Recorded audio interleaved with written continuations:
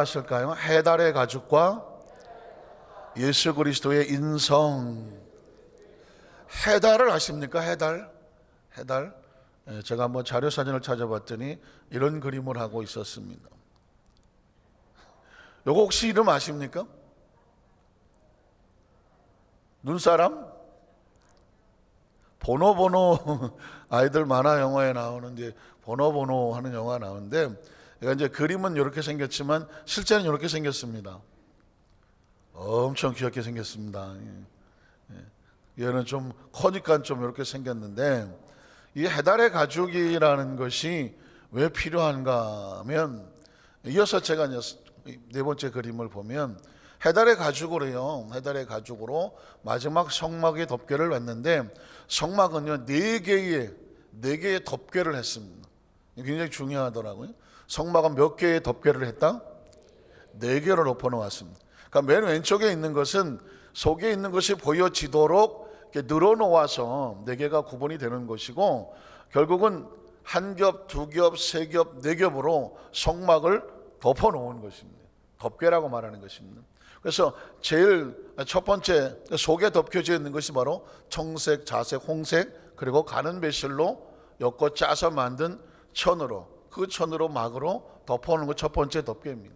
물론 예수 그리스도의 의미가 있죠. 생명이 있고 구원의 약속이 있고 그리고 왕권의 약속이 있고 그리고 성결하신 예수 그리스도의 모습이 있습니다. 그 위에 하얀 것이 바로 염소털로 버려진 염소의 제물처럼 우리의 죄를 대신하여 아사로 이야기하시나요? 아사셀, 우리를 대신하여 짊어지시고 우리를 성결하게 만들어 정결케 하신 예수 그리스도의 모습이 이제 두 번째 염소털로 만든 덮개에 있겠으며, 세 번째 덮개가 뭘까요? 붉은 물들인 순양의 가죽으로 인하여 생명과 구원의 은총을 상징하며 세 번째 덮개가 있고, 오늘 네 번째 마지막 덮개가 뭐냐면 해달의 가죽으로 만든, 그러니까 제일 위에 덮는 덮개가 부드러워야 될까요? 가장 강하고 또 튼튼해야 될까요? 답이 긴 게 답입니다. 가장 튼튼하고 또 힘이 세고 막아줄 수 있는 그런 아주 두꺼운 재료로 만든 것이 바로 해달의 가죽입니다. 우리는 해달을 아까 좀 만화 영화에 아이들은 아주 익숙한 보노보노라고 하지만 우리는 사실 해달이 잘 눈에 익숙하지는 않습니다. 그런데 아프리카에서 인도 지역에 그 지역의 일대로 이 해달이 잘 발견이 되는데, 해달의 가죽이라는 것이 굉장히 딱딱하다고 합니다. 그래서 그 시대 사람들은 신발을 만들 때 무슨 가죽?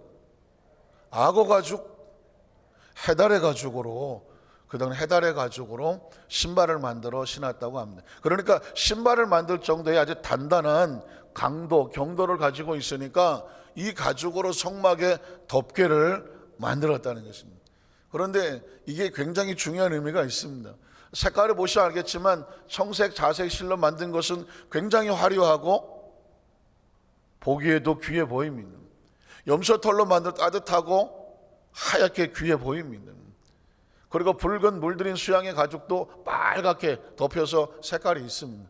그러나 저 해달의 가죽은 색깔이 아까 보시면 알겠지만 뭔가 거무튀튀하고 뭔가 이렇게 겉모습이 화려하지는 않습니다. 많은 사람들이 하나님이 거하시는 성막을 가보자, 가봤는데 아까 말씀하신 것처럼 다 이렇게 덮여 있었고 겉모습은 뭐예요?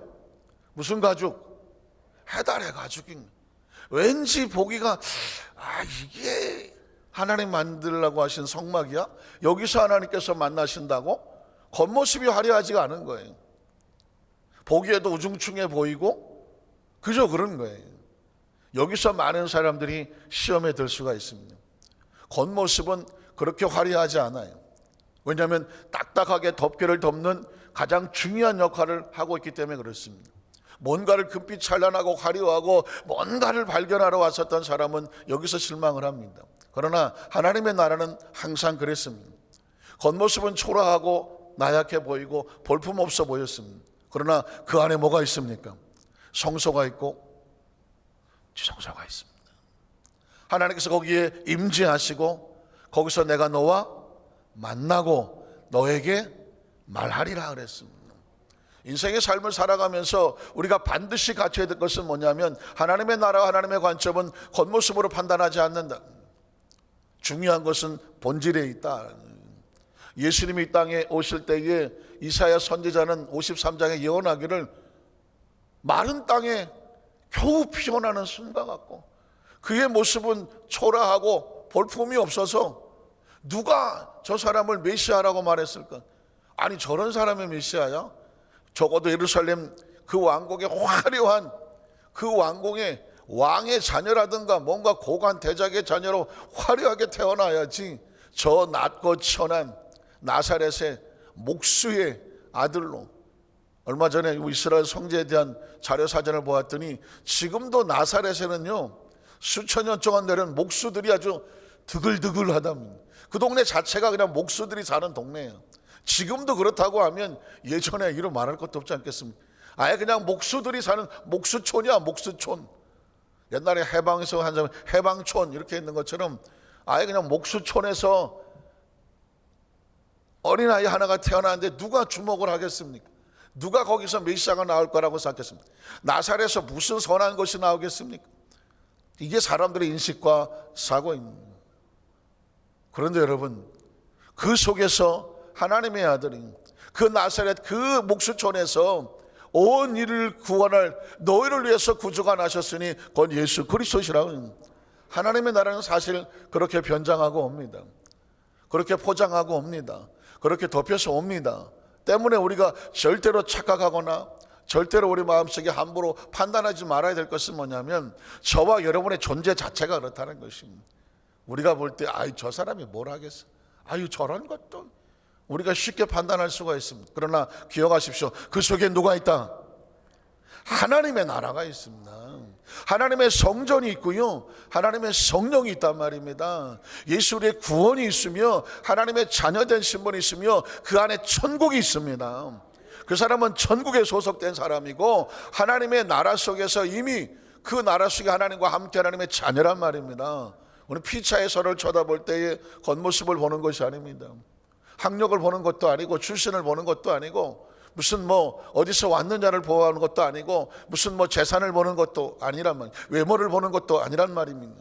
무엇을 보느냐면 그 속에 하나님의 나라, 하나님이 만나시고 하나님이 임재하시고 함께 하시는 하나님을 발견하는 거예요. 믿으십니까? 신앙생활에 참 많은 착각이 뭐냐면 피차에 서로 겉모습이나 외모로 환경을 판단하다가 보니까 많은 사람을 죽입니다. 신앙생활도 인생의 삶도 인간이란 말 한마디면 끝나더니 말 한마디면 수십 년을 지내와서도 한마디 말이 삐끗하면 하루아침에 원수되더라고요. 아무리 어쩌고 저쩌고 해도요 한마디 말이면 생명 하나 죽는 건 그냥 끝입니다. 우리 입술의 말로요 사람 하나 죽인 건 한 방에 끝납니다. 그 사람 끝난 겁니다. 그러니 우리가 얼마나 무서운 능력을 가졌으며 얼마나 많은 사람을 말 한마디로 죽일 수가 있는지, 그렇기 때문에 더더욱 우리는 어떻게 해야 되냐면 우리 입에서 나가는 말 한마디도 철저하게 환경과 여건과 눈에 보이는 감정과 기분대로가 아니라 그 속에 있는 뭘 봐야 돼요? 하나님의 나라를 봐야 돼요. 내 눈에 보기에, 내 생각에, 내 판단에, 경험에 아유 뭐 저런 것도, 그런 말이 툭툭툭 튀어나오고 싶을지라도 기억하십시오. 그 해달의 가죽으로 펴진 가죽이 성막이 아니란 말입니다. 그 안에 성소가 있고 지성소가 있어요. 그 안에 하나님의 나라가 있습니다. 오늘 메시지는 여기서부터 출발을 하는 것입니다. 우리는 첫 번째로 예수 그리스도의 낮아지시는 인성의 모습, 예수님이 이 땅에 오실 때에 가장 초라한 모습으로 오셨습니다. 함부로 판단하면 안 됩니다. 아니 저렇게 초라하게 나약하게, 아유, 여러분 절대로 우리가 가지고 있는 얄팍한 생각으로 예수를 판단해서는 안 된다는 걸 이렇게 표현하는 것이죠. 빌립보서 2장 5절로 7절에 보니까 너희 안에는 이 마음을 품어라. 이 마음이란 뭐냐면 바깥에 있는 마음입니다. 내 원래 가지고 있는 마음이 아니라 예수님께서 우리 마음으로 새롭게 바꿔주시는 마음, 바꿔주시는 마음. 오늘 이 시간 이후에 여러분이 가지고 있던 저와 여러분의 마음이 이 마음으로 바뀌어서 가야 됩니다. 이 마음으로 바뀌지 않으면 아주 위험합니다. 내 마음대로 말하고 내 마음대로 생각하고 내 마음대로 판단하고 아직 예수를 믿고 하나님의 자녀가 되었음에도 불구하고 여전히 내 마음으로 말한다면 이제 살면서 얼마나 많은 사람을 죽일지는 아무도 모릅니다. 마음이 바뀌어지지 아니하면 우리는 얼마나 많은 사람을 죽일 수도 있는 사람입니다. 그래서 이렇게 말하는 것입니다. 마음을 바꿔라. 누구의 마음으로? 예수 그리스도의 마음으로 바꾸라고 말하는 것입니다. 권유도 아닙니다. 이건 설득도 아닙니다. 명령입니다. 내가 사느냐 죽느냐, 나로 인하여 다른 사람이 사느냐 죽느냐는 내 마음에 달려 있습니다. 아니 지가 그런 거 아닙니다. 내 마음의 말이 나를 죽이고 상대를 죽입니다. 때문에 성경은 외치고 있는 것입니다. 마음을 바꿔라. 누구의 마음으로? 예수 그리스도의 마음으로 바꿔라. 곧 예수 그리스도의 마음이다. 그 마음속에 그는 근본 하나님의 본체시나 하나님이죠. 하나님과 동등됨을 취할 것을 여기지 아니하시고 왜? 오히려 자기를 비웠다고 말하고 있습니다. 자기를 비워서 종의 형체를 가졌다고 말하고 있습니다. 가장 존귀하신 지극히 높으신 하나님이 가장 낮은 종의 모습으로 스스로 낮추는 이유가 뭘까요? 누구와 같이 되려고? 사람들과 같이 하시려고 사람들과 같이 되셨고 라고 말하고 있습니다. 무엇이 이렇게 하게 만들었습니까? 무엇이 이렇게 하게 만들었습니까? 사랑입니다. 제가 탕자 비유의 아버지 이야기를 계속하고 있지 않습니다. 가장 존귀해야 될 아버지, 그 아버지가 그 죄인된 자식이 돌아올 때 무슨 체면이 있겠습니까? 무슨 존귀가 있으며 무슨 자존심이 있으며 무슨 권위가 있겠습니까? 무슨 복장이 있으며 의상이 있겠습니까? 무슨 돈의 가치가 있으며 계산을 하겠습니까? 그 순간은 아무것도 개입을 하지 못합니다. 오직 한 가지만 개입합니다. 무엇이 개입합니까? 사랑입니다. 사랑이 달리게 하는 것입니다. 사랑이 아버지를 달리게 하는 것입니다. 사랑이 아버지를 체면을 던지게 하는 것입니다. 자존심을 던지게 하는 것입니다. 권위를 던지게 하는 것입니다. 아들과 같이, 아들과 함께 그 수치와 모멸 아무것도 그것을 막지 못합니다. 아들을 가져 끌어안고 그 아들을 살려내는 것, 그 외에 아무것도 필요하지 않습니다. 하나님의 세상을 이처럼 사랑하사 사랑이 낭만적입니까? 아닙니다. 사랑은 구차한 것입니다. 사랑은 수치스러운 것입니다. 사랑은 모멸스러운 것입니다. 사랑은 더러운 것도 마땅하지 않는 것입니다. 남의 손가락질도 비방도 비난도 전혀 개의치 않는 것입니다. 그래서 뛰어내려오는 것입니다. 자기를 비워서 뭘 비웁니까? 자존심을 비웁니다. 존귀를 비웁니다. 자기가 가지고 있는 권위를 비웁니다. 똑똑함을 비웁니다. 계산을 비웁니다. 자기 소유를 비웁니다. 자기의 존재를 비웁니다. 그래야 종의 형체가 되는 것이죠. 내려오셔서 끌어안는 것입니다. 사랑은 끌어안는 것입니다. 세상에 우리 어머니가 우리 아버지가 우리를 키울 때 계산했겠습니까? 그 자존심이고 뭐가 필요하겠습니까? 내 새끼 생명 살리는데 그게 다입니다. 하나님의 사랑은 그랬단 말입니다. 그래서 너희 안에도 이 마음을 품고 피차간에 서로를 대할 때 비우라는 것입니다. 판단을 비우고 계산을 비우고 네가 가지고 있는 자존심을 비우고 그리고 비방을 비우고 눈높이를 비우고 위치를 비우고 화려함을 비우고 경험을 비우고 상식을 비우고 그 사람의 입장에 대주라는 것입니다. 아버지가 아들의 입장에 대주지 아니하면 뭐 저런 새끼를 내가 자식이라고 낳는데 아이고 저 집안은 이건 내가 가지고 있는 모든 걸 소유했을 때 하는 이야기입니다. 그러나 아들의 입장이 돼버리면 아무것도 필요하지 않습니다. 쫓아가서 그를 안고 오는 게 중요한 것입니다. 성도들에게 교회 안에 우리 공동체에 정말 필요한 것은 뭐냐면 하나님 아버지의 마음을 갖는 것입니다. 여러분 성막의 덮개가 왜 한두 개도 아니고 4개를 덮어놨습니까? 하나님도 우리를 오래 참으시는 겁니다.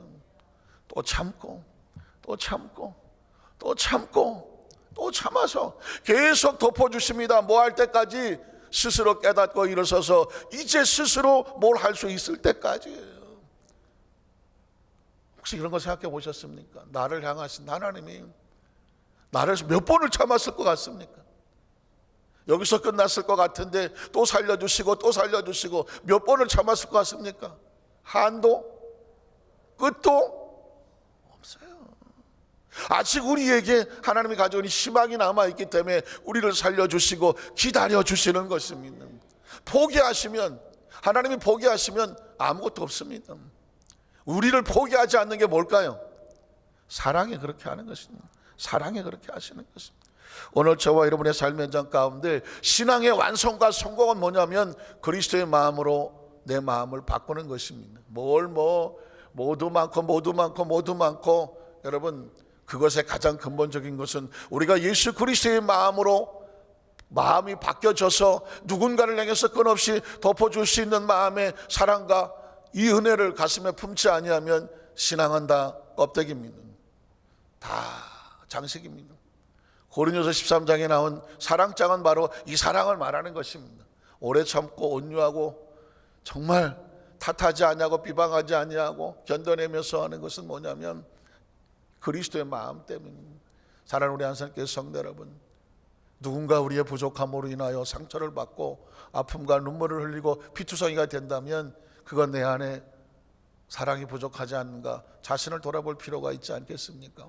오늘 이 성막을 통하여 가장 중요한 메시지 중에 하나는 뭐냐면 전부 희생 아닙니까? 헌신 아닙니까? 그거에 담겨진 것은 바로 예수님의 사랑입니다. 내 안에 사랑이 없으면 나는 아무것도 아닌 거예요. 아무것도 아닌 거예요. 남들하고 생각할 거 다 필요 없어요. 아유, 뭐 지역장은 지역장하고 상관없어요.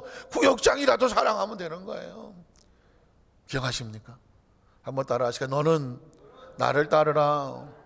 굉장히 중요한 메시지가 있습니다.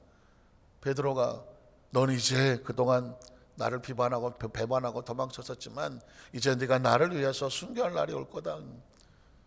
그때는 네가 단단히 그 사명을 지라고 말하니까 옆에 있는 요한을 향해서 예수님, 얘는 어떻게 되는 거예요? 요한은 어떻게 되는 거예요? 그랬더니 그는 그의 길을 가도록 내버려 둬. 네가 상관할 게 아니야. 너는 오직 나를 따르는.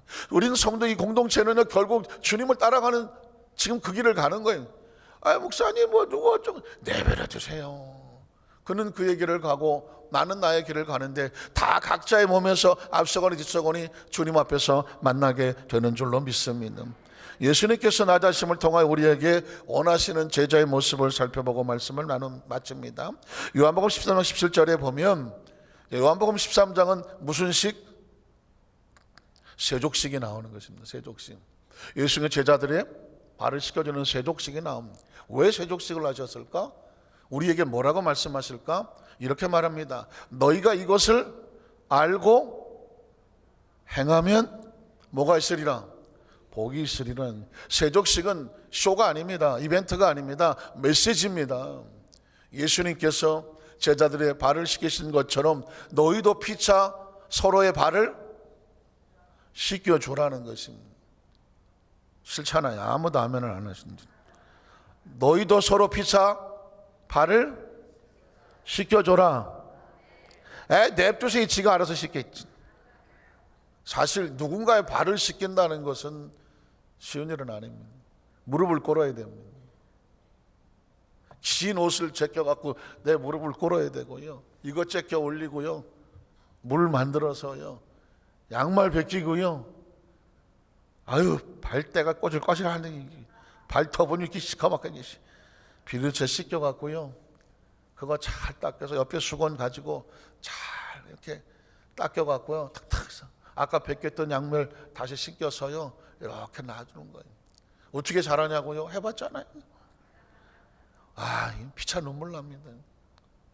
이 누군가의 발을 씻긴다는 게 난 이렇게 눈물 나는 일인지를 몰랐어. 또 그 자기 발을 씻겨준 사람을 보면서 그 사람도 눈물을 흘려. 그렇지 않겠습니까? 누군가 정말 내 발을 씻겨줄 사람이 아닌데 아니 내 앞에서 무릎을 꿇고 물을 따뜻한 물을 가져다가 내 양말을 벗겨서 비누칠을 해서 잘 깨끗하게 헹궈서 옆에 있는 깨끗한 수건으로 잘 물기를 닦아내고 양말을 다시 신겨서 할 때 그 모습을 과정을 지켜보는 내 심정은 어떻겠습니까? 눈물 나는 거지. 너희가 서로 피차에 이것을 알고 행하면 복이 있으리라는 거예요. 신앙생활에 하나만 성공해도 복이 있다면 세족식의 의미를 알고 서로 피차에 발을 씻겨주는 심령으로 서로 섬겨주는. 예수님은 그 얘기만 했습니다. 내가 너에게 새 계명을 주니 서로 사랑해라. 피차 덮어줘라. 나도 너를 정죄하지 않는다. 소자의 안심하라. 내 제사함을 받았느니라. 예수님 앞에 오면 다 살아서 갔어. 다 살아서 갔어. 너희도 너희 앞에 오는 사람을 다 어떻게 해서 보내라? 살려서 보내라. 살려서 보내야 돼. 절대. 사람이 너무 똑똑하면요, 금방 다른 사람의 단점을 보입니다. 단점을 보여요. 그러면 조금만 실수하면 그냥 막 다 쪼아서 죽여버립니다. 이게 무서운 거예요. 저희도 좀 우리 족구 시합을 한다고 운동을 하다가 보면 은사가 쪼는 은사가 있는 분이 계셔. 누구 하나 실수만 하면 왜 거기 있어? 이리 와, 이리 와. 공 한 번 쳐놓고 한 10분을 교육을 하고 앉아 있으니, 그만해 우리가 시지. 공 잡시다 그러면은 왜 그 실수해서 여기 이게 쪼는 은사가 따로 있더만. 그러면 한 번 실수한 것도 힘들어 죽겠는데 한 10번 쪼여봐요. 공 날라가면은 또 날라가면 어떻게 할 줄을 몰라. 진짜 중요한 것은요, 운동하는 동안 어떻게 해야 돼? 괜찮아 또 하면 돼. 괜찮아. 그러면 실수를 했더라도 괜찮다고 하니까, 그래 한번 다음에 하고 용기가 나잖아요. 공 한번 옆으로 지나가봐. 저리 가. 공 받지 마. 죽으려고 그러지. 신앙생활도 마찬가지. 운동 공격과 같아요. 신앙하다 보면 모질한 사람도 있고 실수하는 사람도 있고 조금 잘못하는 사람도 있고 먼저 잘하는 사람보다 덜 못하는 사람도 있고 하잖아요. 그러면 어떻게 합니까? 다 괜찮아 또 일어나. 괜찮아, 나도 다 옛날에 다 그랬어. 괜찮아 이러고 서로 살려줘야지. 쉽지 않으니까 아무도 아멘을 안 하잖아요. 살려주자고요. 살려줘야지. 우리가 피처에 쪼아서 죽이면 남을 사람이 누가 있겠어? 서로 돌 던져서 이 죄인을 다 서로 쳐 죽이면 남는 게 누가 있겠어? 아무도 없어요. 한번 따라서 내 손에 장돌을 내려놓게 하시옵소서. 내려놓게 하십시오. 예수님도 말씀했습니다. 너희 중에 죄 없는 자가 있다면 돌을 던져라. 그러나 자신을 돌아봐요. 나도 죄인인데 누굴 향해 돌을 던지겠습니까? 돌을 던지면 그 사람만 죽는 게 아닙니다. 바로 내가 맞아 죽습니다. 마태복음 9장 10절에 보니까 예수께서 마태의 집에서 앉아 음식을 잡수실 때에 많은 세리와 죄인들 와서 어떻게 해서 예수와 그의 제자들과 함께 앉았습니다. 율법적으로 유대인들이 보면 기가 막힙니다. 세리, 죄인, 있을 수 없는 일입니다. 예수님이 그들과 함께 앉아서 밥을 먹습니다. 이유가 뭘까요? 뻔히 아는 죄인인데, 뻔히 아는 세리고 다 손가락질 받는 사람인데 왜 그들과 함께 밥을 먹습니까? 예수님은 정죄하지 않습니다. 그들의 모습 있는 데를 같이 그 자리에서 품어주고 그곳에서 나올 수 있도록 그들의 마음속에 이렇게 저렇게 가르치는 게 아닙니다. 같이 있어주는 것입니다. 저런 사람이 어떻게 나와 같이 있어줄까? 같이 밥을 먹어줄까? 그들의 마음속에 하나님의 나라가 흘러들어가게 하는 것입니다. 마태복음 9장 13절에 보면 너희는 가서 내가 긍휼을 원하고 제사를 원하지 아니하노라 하신 뜻이 무엇인지 배우라. 크리스찬의 신앙의 성공은 예배라고 말하지만 형식이 아닌 사랑입니다. 예배를 드려서 뭐가 바뀌어집니까? 내가 하나님의 사랑으로 풍성해서 나가는. 교회 오기 전에는 내가 힘들고 어려워서 나왔지만 교회에서 예배를 드리고 나갈 때 내 안에 그리스도의 풍성함이 있어서 내가 만나는 사람이 너그럽게 내가 대할 수 있고 웃어줄 수 있으며 배려할 수 있는 그런 여유를 가지고 나가는 것입니다. 믿으십니까? 그래서 신앙생활이라는 것은 오로지 나만 그냥 내 문제만 하겠다고 그냥 이러고다가 끝나면 누구를 살리겠습니까? 나로 인하여 예수님의 사랑과 은혜가 세리와 죄인과 같이 밥을 먹어줄 수 있는 하나님의 사랑과 은총으로 낮아주고 배려해주고 덮어주는 것은 바로 해달의 가족에서 주는 메시지와 같습니다. 요한복음 14장 1절을 드리고 말씀을 마칩니다. 6월 전에 예수께서 자기가 세상을 떠나 아버지께로 돌아가실 때가 이른 줄을 아시고 세상에 있는 자기 사람들을 사랑하시되 언제까지? 끝까지 사랑. 그리고 뭘 하셨을까요? 바로 세족식을 하셨습니다. 말씀을 정리합니다. 성막의 덮개는 4개의 덮개가 있었습니다. 한 겹, 2겹, 3겹, 4겹. 그 마지막 4겹, 가장 눈보라와 사막의 차가운 바람과 장렬하는 태양빛을 견뎌낼 수 있는 가장 힘들고 고통스러운 그 덮개는 해달의 가죽에서 나왔습니다. 그리스도께서 우리를 덮어주시는 사랑으로 우리를 덮었던 것처럼 너희도 이 마음을 품어서 서로 피차에 덮어주라고 하는 것입니다. 우리 입에서 비난이 나가고 싶을 때 격려가 나가고, 내 입에서 투덜투덜 원망과 불평으로, 죄송한 표현이지만 세상적인 눈으로 피차 막 잘근잘근 씹어주고 싶을 때 그냥 그 맛이 또 기가 막히지 않습니까? 아무도 없을 때 뭐 대통령도 욕을 잔뜩 한다는데, 여러분, 이 씹는 맛이 보통 맛이 아닙니다. 그러나 조심하십시오. 그 씹던 사람이 누굴 씹습니까? 나 씹습니다. 그래서 구역 예배를 마치고 나갈 때 아무도 먼저 나가지 않습니다. 한 사람 나가면 남은 사람이 아유 저거는 게 빨리 나가네. 또 한 사람 나가면 남은 사람이 씹다가 나중에 둘 남습니다. 이렇게 얘기합니다. 같이 나갑시다. 여러분 조심하셔야 돼요. 그 씹는 장소에 새신자가 하나 앉아 있다가 맞아 죽어서 교회 안 나옵니다. 아, 구역 예배는 씹는 자리구나. 내가 오래 다니다가는 씹히겠구나. 여러분, 이건 물론 오래된 조크입니다만은 크리스찬은 쉽지 않습니다. 크리스찬은 쉽지 않습니다. 살립니다.